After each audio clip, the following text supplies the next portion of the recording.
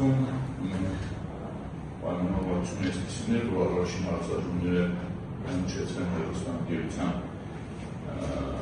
նվիրատվության վերաբերյալ, դրանից հետո արդեն նաև Խոհամասի դեպքի կանդրադառնանք, բայց այս հեռուստաընկերության դեպքի վերաբերող մի քանի հարցեր կա,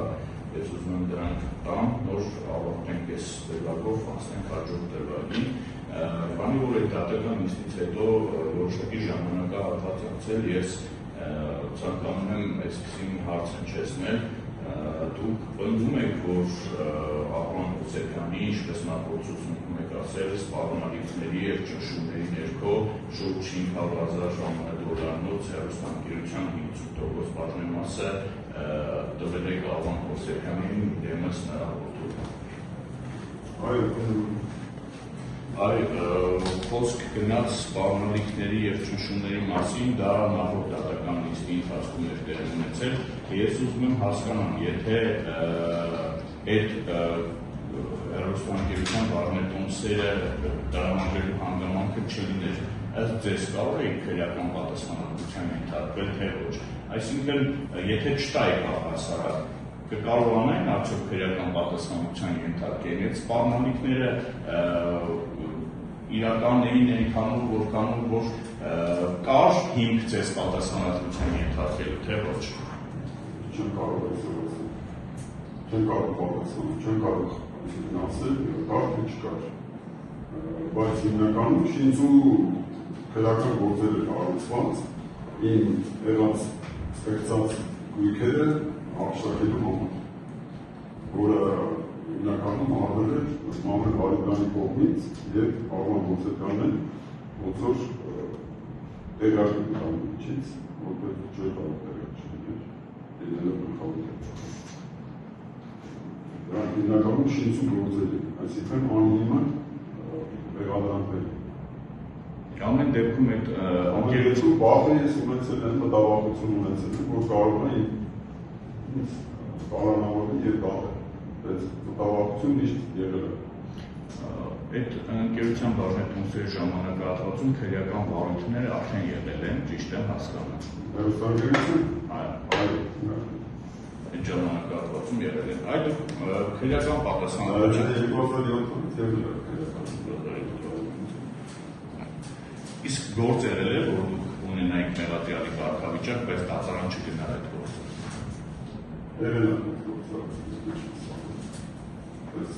քրեական գործը։ Իսկ դատարան որևէ գործ գնացել է։ Չէ։ Դատարանում որպես այն ժամանակ անվաստանյալ, որպես կարգավիճակ չեք ունեցել շատ լավ։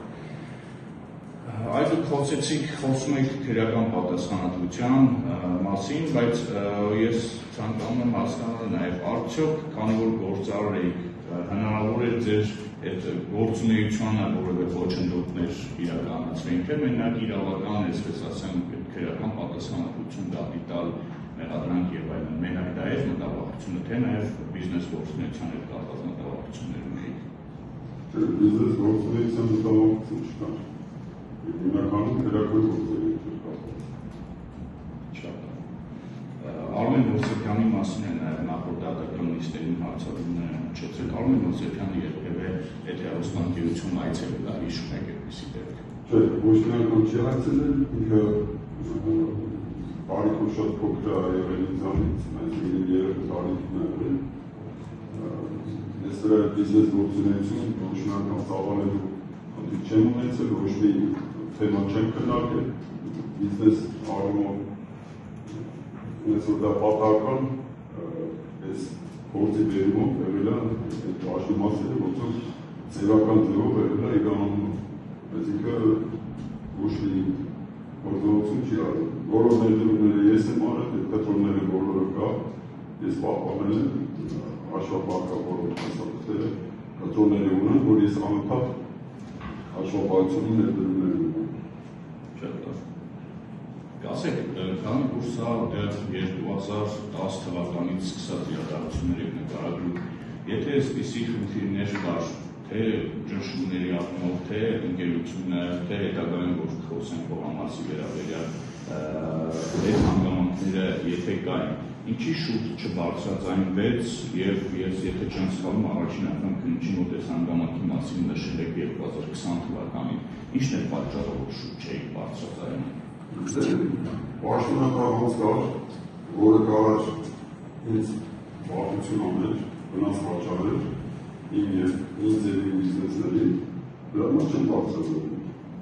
Ում մասին է խոսքը։ Աղման ասետանները։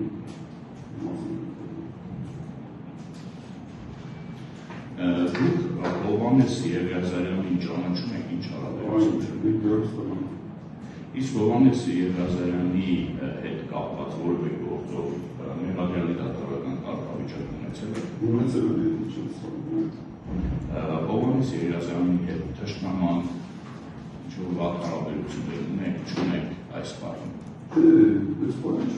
թշնաման չկա, բայց ինքը ընկերությանը պարտ է մնացել, այսինքն գումարները վաճառքից գոյացած գումարները շփվել, այդ գումարների թեման ա եղել, որ ես իրան առաջարկել եմ բերի մոտ քանի կասա։ Դա այդ դրանով կապված է եղել այդ քրեական բաղույթը, որ ասացիք։ Իրանի կապված քրեական բաղույթը եղել է գումարների մոտ չանելով։ Իսկ ձեզ ինչ մեղադրանք էր դրանով առաջադրված կհիշեք։ Չգիտեմ, այնտեղ